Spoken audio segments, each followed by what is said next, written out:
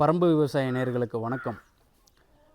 நம்ம ஒரு கால்நடை வளர்ப்பில் ஈடுபட்டிருக்கிறோம்னா அதுக்கு கட்டமைப்பு வசதிகள் ரொம்ப முக்கியங்க. அந்த கட்டமைப்பு வசதிகள் எதுக்காகனா கால்நடைகளை ஆரோக்கியமாக பாதுகாக்கிறதுக்காகவும் நம்ம அதுக்காக வேலைகள் செய்யும்போது நம்மளுடைய வேலைப்பளு குறைவாக இருக்குன்றதுக்காக தான் கட்டமைப்பு வசதிகள் நம்ம செய்கிறோம். அந்த வகையில் ஆடுகளுக்கு பரண் அப்படிங்கிறது ஒரு சிறப்பான கட்டமைப்பு வசதி தாங்க.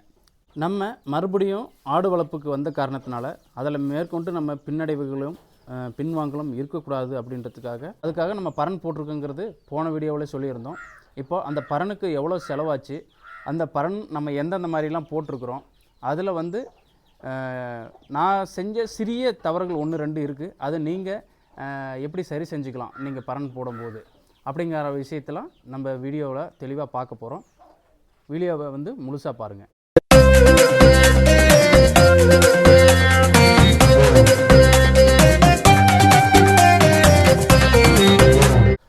முதலாவதாக இதை நம்ம பெருவடை கோழி வளர்ப்புக்கிறதுக்குன்னு நம்ம இந்த ஷெட்டை போட்டிருந்தோங்க.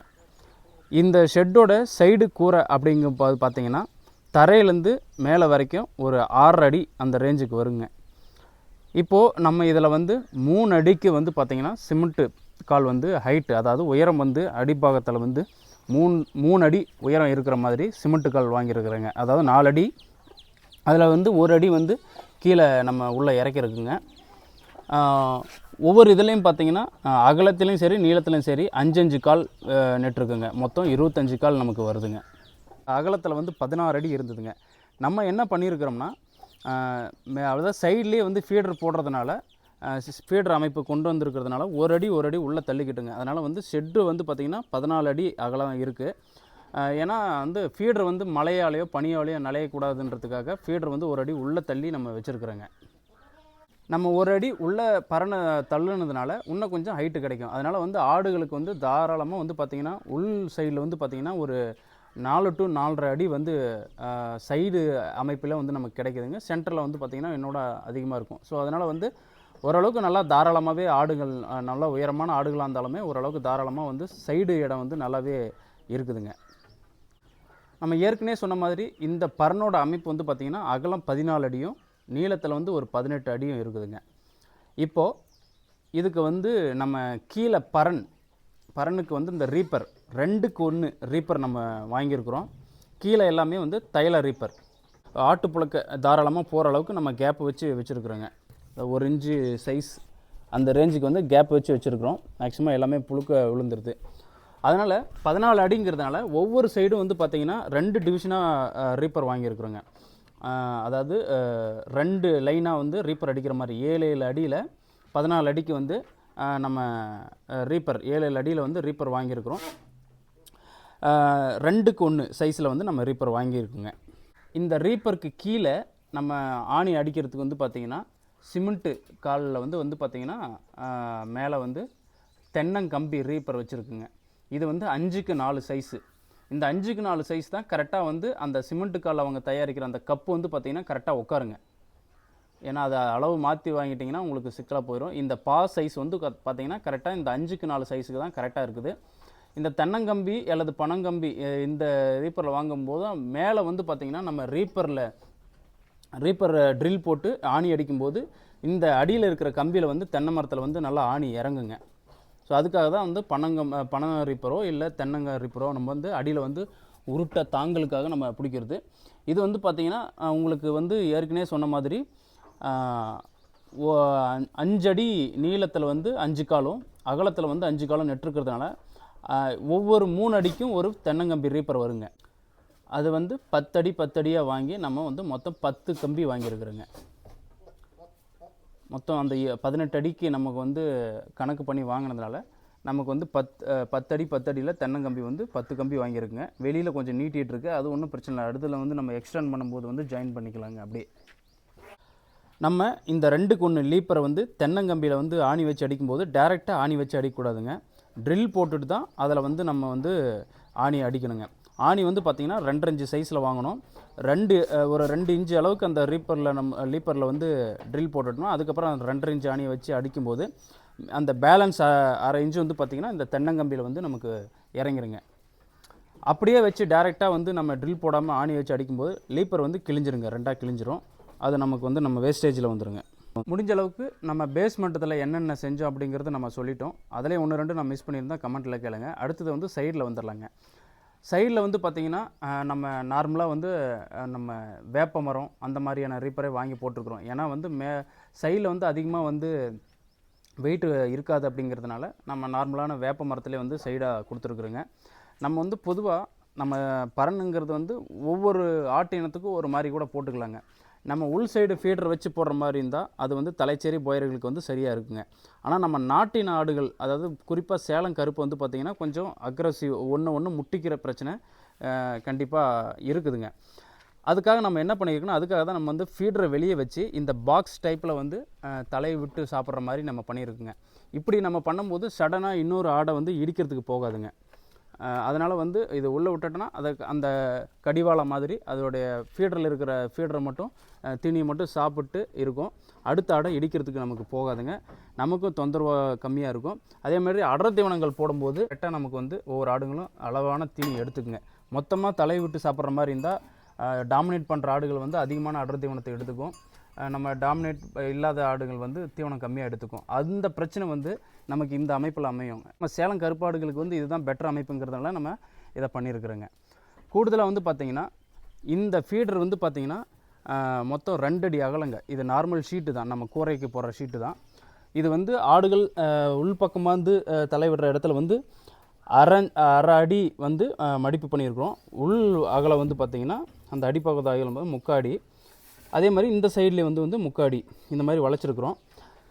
சைடில் வந்து கையை கிழிக்கக்கூடாதுன்றதுக்காக, ஃபீடர் போட கையை கிழிக்கக்கூடாததுக்காக இந்த வந்து நம்ம சொட்டு நீர் ஓஸ் இருக்குது இல்லைங்களா, அதில் வந்து அடிபாகமாக வந்து கிழித்து அதை வந்து அந்த முனப்பகுதியில் நம்ம வந்து சொருகி இருக்குங்க. இப்படி பண்ணும்போது நமக்கு தீவனம் போடும்போது வந்து நமக்கு கையை கிழிக்காமல் வந்து நல்லாயிருக்கும், ஒரு சேஃப்டியாக இருக்குங்க.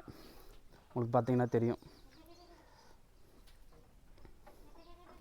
நம்ம ஃபீடர் வெளியே வைக்கும்போது நம்ம வந்து ஒவ்வொரு டைமும் வந்து பரனுக்குள்ளே ஏற வேண்டிய அவசியம் இருக்காதுங்க. நம்ம ஒரு தீவனத்தை எடுத்து வந்தோம்னா அப்படியே சைட்லேயே நின்று வாக்கில் வந்து நம்ம தீவனத்தை கொட்டி விட்டு போயிடலாம். நமக்கு வந்து வேலை பளுவும் குறைவாக இருக்குங்க. இந்த சைடில் இருக்கிற ரீப்பர் வந்து தாங்களுக்காக நம்ம வந்து 1க்கு 1 ஸ்கொயர் பைப் வந்து நம்ம வெல்டு வச்சு நம்ம கீழே மேலேயும் வந்து சப்போர்ட்டுக்காக கொடுத்துருக்குறோம்.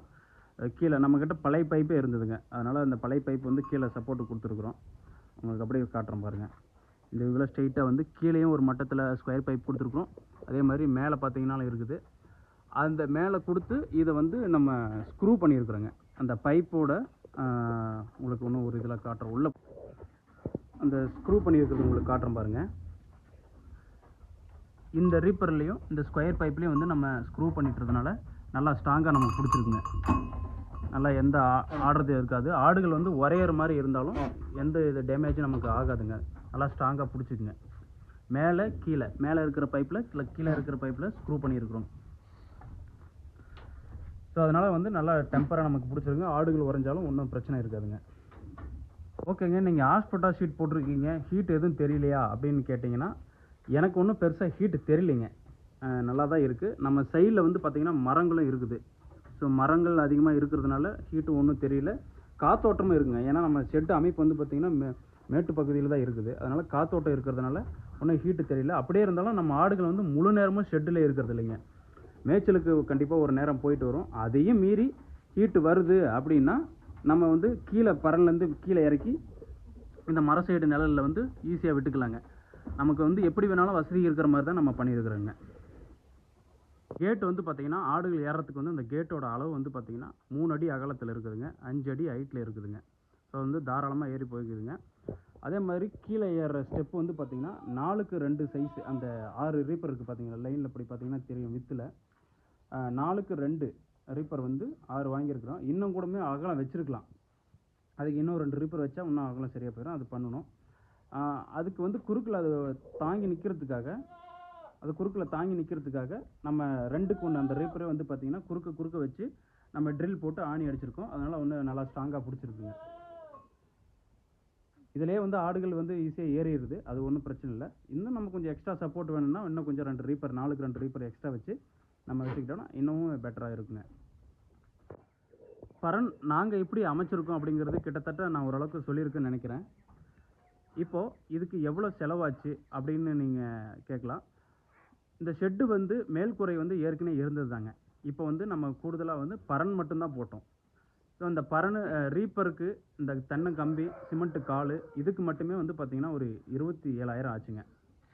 அதுக்கப்புறம் சைடில் வைக்கிறதுக்கு ரீப்பர் வந்து அது ஒரு 4,000க்கு வாங்கினேங்க.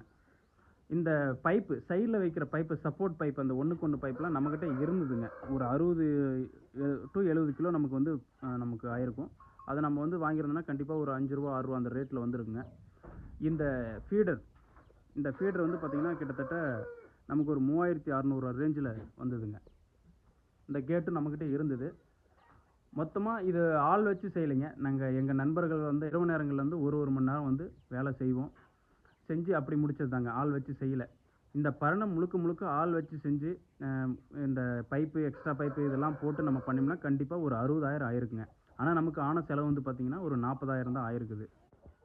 இப்போ இந்த பரண் அமைச்சதில் நான் வந்து ஒரு சில விஷயத்தை கவனிச்சிருக்கலாம் அப்படின்னு நினச்ச ஒரு விஷயத்தை உங்களுக்கு நான் சொல்கிறேன். அது உங்களுக்கு பயனுள்ளதாக இருக்கும். இந்த ரீப்பர் அது லீப்பர் இருக்குது பார்த்தீங்களா, 2க்கு 1 லீப்பர். இது வந்து பார்த்தீங்கன்னா 2க்கு 1.25 வாங்கியிருந்தா இன்னும் கொஞ்சம் பெட்டராக இருக்கும்னு நான் ஃபீல் பண்ணுறேங்க. ஏன்னா மேலே ஏறி நடக்கும்போது கொஞ்சம் ஃப்ளெக்சிபிள் ஆகிற மாதிரி ஒரு ஃபீல் ஆகுது. அது ஒரு பிரச்சனையும் இல்லை. இருந்தாலும் ஒரு 2க்கு 1.25 வச்சுட்டா இன்னும் கொஞ்சம் டெம்பராக இருக்கும்னு நான் ஃபீல் பண்ணுறேன். சரிங்க, இவ்வளோ செலவு பண்ணி பரண் போட்டிங்க. பரண் போட்டதுலேருந்து உங்களுக்கு எப்படி இருக்குது, நீங்கள் எப்படி ஃபீல் பண்ணுறீங்க அப்படின்னு என்னை கேட்டிங்கன்னா, பரண் போட்டதுக்கப்புறம் எனக்கு உண்மையாகவே வந்து ரொம்பவே வந்து ஒரு ஆர்வமாக இருக்குதுங்க. வேலை பளு வந்து ரொம்ப குறைவாக இருக்குதுங்க. ஏன்னா தினசரி நம்ம வந்து அந்த ஆட்டு கட்டுத்தறியை வந்து கூட்டணும்னு அவசியம் கிடையாது. எல்லா புழுக்கைகளும் கீழே நம்ம விழுந்துருது. 1 2 இருந்தாலும் அந்த ஆடுகள் நடக்க செய்ய அந்த வைப்ரேஷன்லேயே வந்து கீழே விழுந்துருதுங்க. கோமியம் கீழே போயிடுதுங்க. எல்லாமே கம்ப்ளீட்டாக கீழே போயிடுது. அதே மாதிரி ஆடுகளும் வந்து ஆரோக்கியமாக இருக்குதுங்க. ஆரோக்கியமாக இருக்குதுன்னா அது கம்ஃபர்டபுளாக ஃபீல் பண்ணுதுங்க. ஏன்னா நார்மலாகவே வெள்ளாடுகள் வந்து அந்த மேட்டு பகுதிகளில் ஈரம் விரும்பாத ஒரு இனம் வெள்ளாடுங்கிறது. அதனால் இந்த சேறு சகதியில் இல்லாமல் ஆடுகள் வந்து ஆரோக்கியமாக இருக்கும். இன்னொன்று வந்து பார்த்திங்கன்னா டேரெக்டாக சேறு சகதியில் படுக்கும்போது இந்த வெள்ளாடுகள் கருப்பாக இருக்கிற வெள்ளாடுகள் வந்து பார்த்திங்கன்னா அந்த தொடப்பகுதிகள்லாம் வந்து செம்மட கலரில் வந்துடும். ஒரு செந்நிறமாக மாறுங்க. அது வந்து பார்த்திங்கன்னா நமக்கு இந்த பரனில் இருக்காது. ஃபுல் பிளாக்காகவே நமக்கு இருக்கும். இந்த பேன் தொல்லை, உனி தொல்லை இதெல்லாம் எதுவுமே இல்லாமல் ஆடுகள் வந்து ஆரோக்கியமாக இருக்கும். நமக்கும் வந்து ஆட்டு ஷெட்டுக்குள்ளே போயிட்டு வர்றதுக்கு கொஞ்சம் ஒரு ஆர்வம் மாதிரி இருக்குதுன்னு வச்சுங்களேன். நான் அதுக்கு தான் முன்னாடியே சொன்னேன், ஒரு தொழில் செய்கிறோம்னா கட்டமைப்பு வசதிகள் முக்கியம் அப்படின்ட்டு. கட்டமைப்பு வசதிகள் வந்து பார்த்திங்கன்னா கால்நடைகள் வந்து ஆரோக்கியமாகவும் இருக்கும். நமக்கும் வேலை செய்கிறதுக்கு ஈஸியாக இருக்கும். அதனால் தொழிலை வந்து நிரந்தரமாக பண்ண முடியுங்க. எனக்கு தெரிந்த தகவலை உங்கள்கிட்ட நான் பகிர்ந்துக்கிட்டேன். கமெண்ட் பண்ணுங்கள், லைக் பண்ணுங்கள். பரம்பு விவசாயம் யூடியூப் சேனலை தொடர்ந்து சப்போர்ட் பண்ணுங்கள். பயனுள்ள பதிவுகள் தொடர்ந்து பதிவு செய்யப்படும். நன்றி.